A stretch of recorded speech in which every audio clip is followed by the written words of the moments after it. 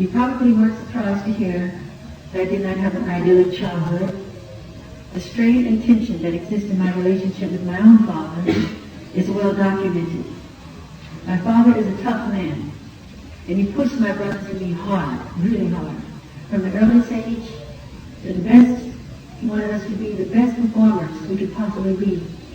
He had great difficulty showing affection. He never really told me he loved me, and he never really complimented me either. If I did a great show, he would tell me it was a good show. If I did an okay show,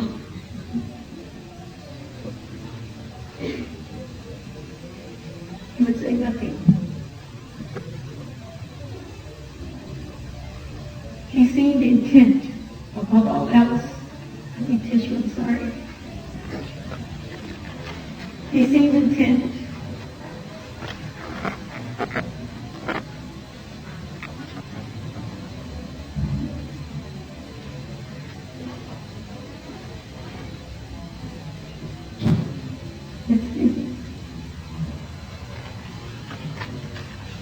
He seemed intent, above all else, on making us a commercial success, and that he was more than adept. My father was a managerial genius, and my brothers and I owe our professional success in no small measure to the forceful way that he pushed us. He trained me as a showman, and under his guidance, I couldn't miss a step. But what I really wanted was a dad. I wanted a father who showed me love. And my father never did that. He never said, I love you, while looking at me straight in the eyes. He never played a game with me. He never gave me a piggyback ride. He never threw a pillow at me or a water balloon. But I remember, once when I was about 4 years old, there was a little carnival, and he picked me up and put me on a pony. It was a tiny gesture. Probably something he forgot 5 minutes later. But because of that one moment, I have this special place in my heart for him. Because that's how kids are. The little things mean so much. They mean so much. For me, that one moment meant everything. I only experienced it one time. But that one time made me feel really good about him and about the world. Right? But now I am a father myself.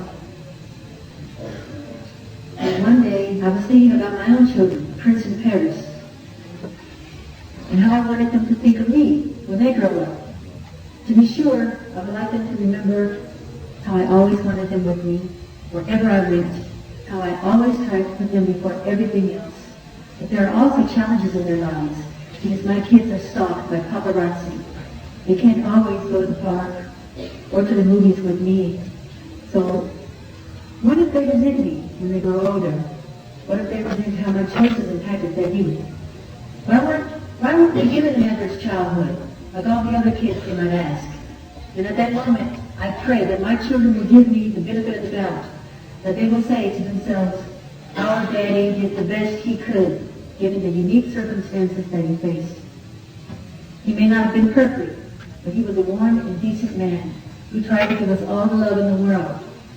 I hope that they will always focus on the positive things, on the sacrifices I willingly made for them, and not criticize the things they had to give up, or the errors I've made, and will certainly continue to make in raising them.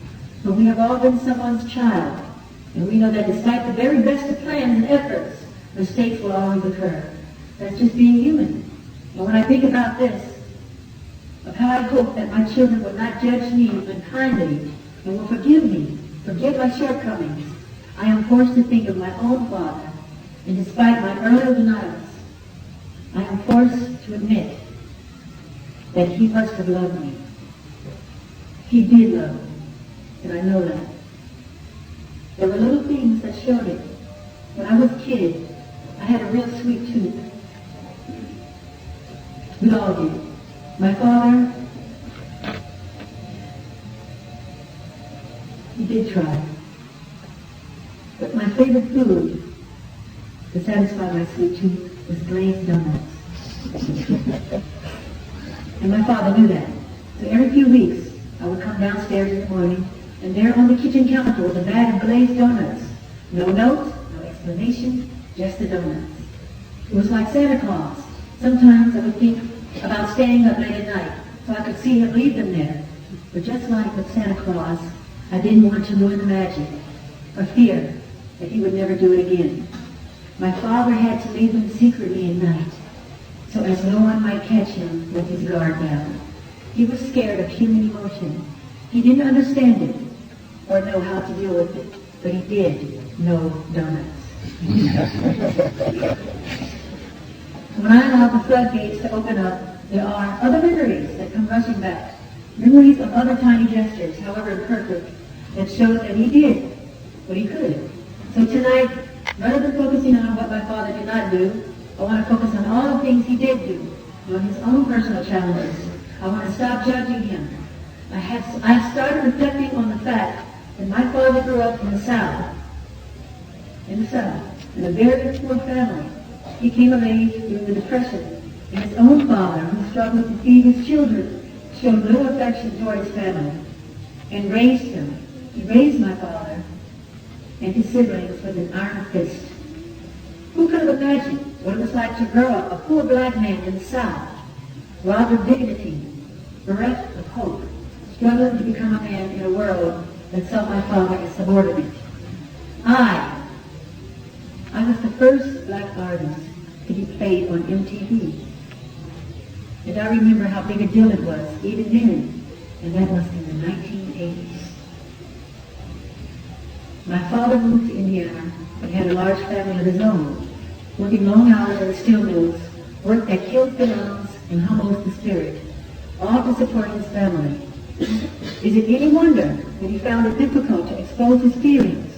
Is it any mystery that he hardened his heart, that he raised the emotional ramparts, and most of all, is it any wonder why he pushed his sons so hard to succeed as performers, so that they could be saved from what he knew to be a life of indignity and poverty?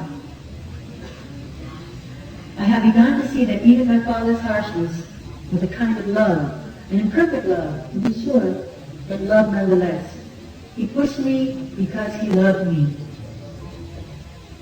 because he wanted no man to ever look down at his offspring. And now, with time, rather than bitterness, I feel blessing. In the place of anger, I have found absolution. And in the place of revenge, I have found reconciliation. And my initial fury has slowly given way to forgiveness. Almost a decade ago, I founded a children's charity called Heal the World. The title was something I felt inside me.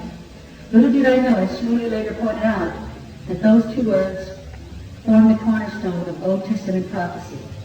Do I really believe that we can heal this world that is riddled with war and hate and genocide even today?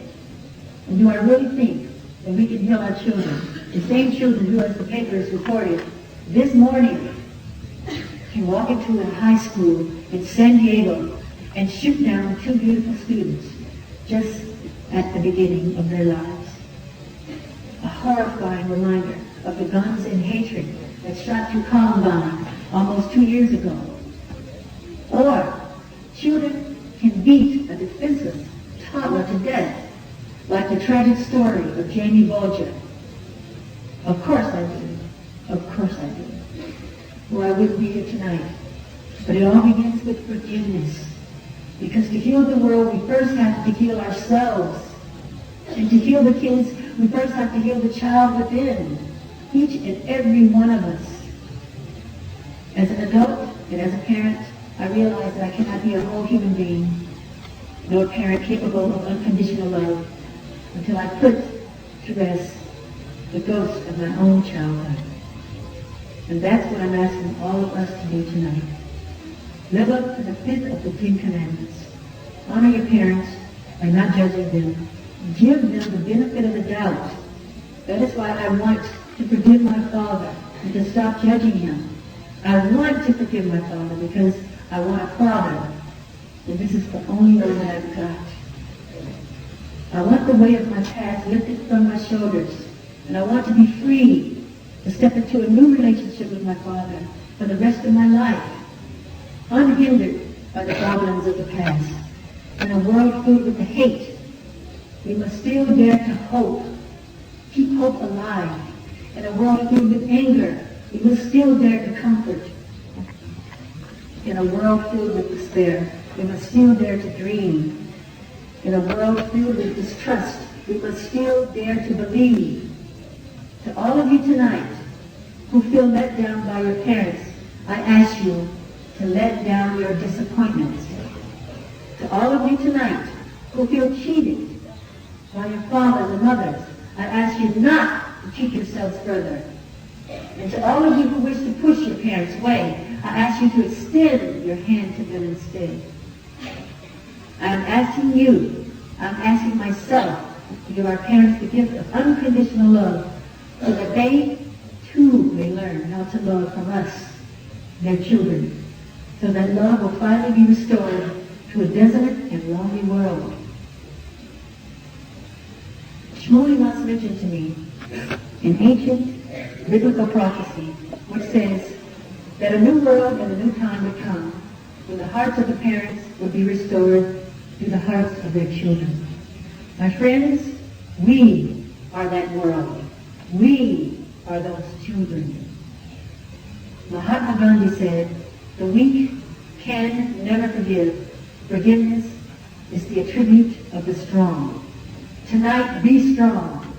Beyond being strong, rise to the greatest challenge of all, to restore that broken covenant. We must all overcome whatever crippling effects our childhoods may have had on our lives. And in the words of Jesse Jackson, forgive each other, redeem each other, and move on. This call for forgiveness may not result in Oprah moments the world over, with thousands of children making up with their parents, but it will at least be a start. We'll all be so much happier as a result. And so, ladies and gentlemen, I conclude my remarks tonight with faith, with joy, and excitement. From this day forth, let a new song be heard. Let that new song be the sound of children laughing. Let that new song be the sound of children playing. Let that new song be the sound of children singing. And let that new song be the sound of parents listening.